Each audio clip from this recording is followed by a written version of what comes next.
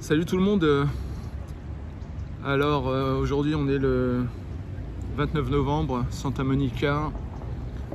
Ce sera l'entrée 16. Ça fait 2-3 jours où je n'ai fait aucune vidéo. J'étais hyper occupé avec un job, un contrat. Et ça me prenait tout mon temps. Et entre mon temps et mes pensées, il n'y a pas eu beaucoup de place pour l'inspiration et même l'envie d'en faire. Et c'est marrant parce que cette chaîne pour moi c'est une manière de partager un bout de mon journal intime avec les gens que j'aime et avec qui veut entendre. Aujourd'hui on a des canards derrière, à défaut de corbeaux. Et donc je m'attendais pas que l'effet que ça ferait de montrer sa tronche sur YouTube. Et j'avoue, j'ai l'impression que c'est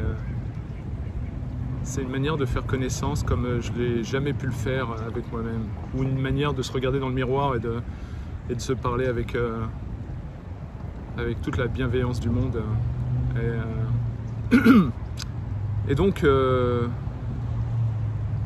c'est marrant parce que je regardais donc cette chaîne, elle est, on va dire, pour les gens que j'aime, il n'y a aucune préparation, tout est improvisé. Je ne recherche pas à avoir des revenus avec cette chaîne ou de la popularité, mais au moins j'imagine que dans quelques années je pourrais repasser ces vidéos et puis de me regarder pas d'un point de vue narcissique, mais comme on feuillette un journal intime. Ça fait pas mal d'années, presque 5 ans déjà que j'écris un petit peu au quotidien mes pensées, mes réflexions. Et c'est marrant à quel point le rapport qu'on peut avoir avec ce que je dirais l'infini, c'est-à-dire que quand on se met à coucher sur papier ce qu'on ressent, nos réflexions, on change en même temps. Et donc c'est un processus sans fin en fait. J'ai l'impression que dans cette vie on a une danse unique et de préférence sincère avec l'univers. Et donc pour moi ça passe par mon journal intime, mes expériences avec moi-même, mes road trips. Et j'ai une forme d'émerveillement parce qu'en apprenant à me connaître et à me connecter à moi-même, j'ai l'impression d'avoir un tout petit accès à la perception du monde, de la vie et de l'univers. Et donc voilà, cette chaîne commence à devenir sympa pour moi parce que je commence à y attacher, comme on s'attacherait à sa première voiture. Et j'ai vu l'autre jour que il y a une de vidéos que j'ai faite sur mon rapport à la France et mon expérience de la France et mes souvenirs d'enfance, et avec le recul que je peux avoir maintenant aujourd'hui.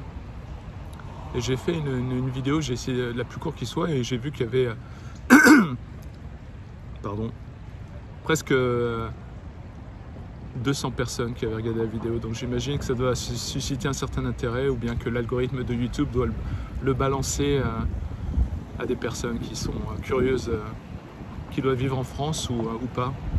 Donc voilà, donc c'est un sujet assez délicat parce que je suis vraiment profondément amoureux et patriote de la France, et je pense avoir maintenant, avec mes expériences de vie, mes voyages, avoir un recul sur l'aspect politique. Et voilà, j'ai de la peine, hein. J'ai vraiment beaucoup de peine pour l'esprit français, la culture française, l'héritage et tous les apports qui ont pu être faits dans l'histoire. Et je suis touché par la capacité de raffinement français, son héritage chrétien et son rapport au fin, au beau, au délicat, au contemplatif et encore à entretenir, je dirais, la capacité d'émerveillement. Donc après, tout le monde me dira, beaucoup de gens diront mais pourquoi tu es parti vivre aux États-Unis? Et donc ça c'est une longue histoire que je partagerai un jour certainement, mais voilà donc et puis concernant l'univers ou l'infini, c'est des pensées, des réflexions que j'ai depuis l'enfance. Et il y a quelques jours, je me suis rendu compte à quel point cette fascination que nous, en tant qu'êtres humains, par rapport à l'infini, c'est infiniment grand. Et je me suis dit, ça se trouve, il est de l'ordre du matériel. C'est-à-dire que notre perception, elle est matérielle. On quantifie tout, on mesure tout, on perçoit tout par du tangible, l'espace, le temps. Et donc forcément, on interprète l'infini comme quelque chose d'être tellement immense que forcément ça fascine. Mais j'ai l'impression que, en tout cas je pense qu'on se méprend de croire qu'on comprend ou qu'on devine ce qu'est l'univers, parce que je pense que si je voulais dire l'infini. Si l'infini existe réellement, ça veut dire que l'infini est en nous aussi, et que vraiment on contient l'infini ou l'univers. Comment dire? Je pense qu'on perçoit trop l'infini ou l'univers d'un point de vue mathématique, en se disant c'est le 8 allongé là. Et je crois je pense que ça dépasse l'entendement. Et je me suis rendu compte même que le désir matériel qu'on a en nous de ressembler à l'univers, d'atteindre l'univers, d'atteindre l'infini, de toucher l'infini, je pense que c'est presque un fourvoiement ou une désespérance, parce que en fait, j'ai réalisé ça que récemment, et je prétends pas en plus savoir ce que je dis. Je suis juste quelqu'un de curieux et qui essaye de faire des connexions en tout genre. Et je me suis dit, en fait, ça se trouve, l'univers, je sais pas comment le décrire, nous envie.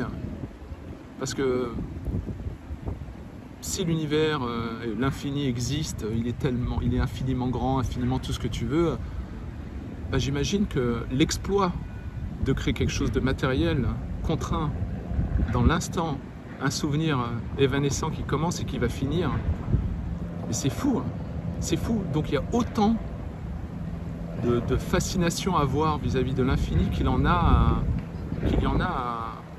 à l'existence. Ça veut dire que on est en miroir avec l'infini, c'est-à-dire que notre unicité est un reflet de l'infini. Le fait que l'on existe à un moment donné avec nos caractéristiques complexes et variées, que l'on ressente des choses,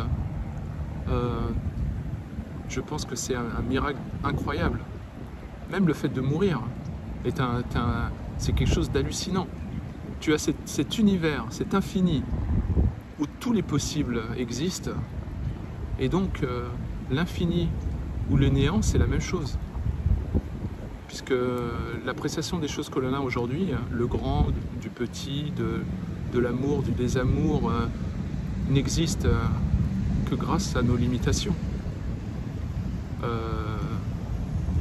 Un souvenir d'enfance qui nous tient à cœur, mais c'est de la folie, c'est un truc aussi grand que l'infini, que l'univers, et je soupçonne même que notre désir de toucher à l'infini fait peut-être partie de nos errances, en recherchant du sens à l'extérieur de nous, dans ce qui n'est pas atteignable matériellement en tout cas. Et donc je pense que l'univers peut nous envier de pouvoir apparaître dans cette réalité, d'exister avec un tas d'imperfections, avec nos luttes et notre recherche d'être compris. C'est un truc de fou. C'est un truc de fou. Et je pense qu'on a tout intérêt à apprécier notre connexion à l'infini grâce à notre nature limitée, limitante et se dire qu'on touche à l'incroyable, même souffrir ou vivre le spectre de toutes les émotions que l'on peut traverser dans une vie, même les moments les plus difficiles.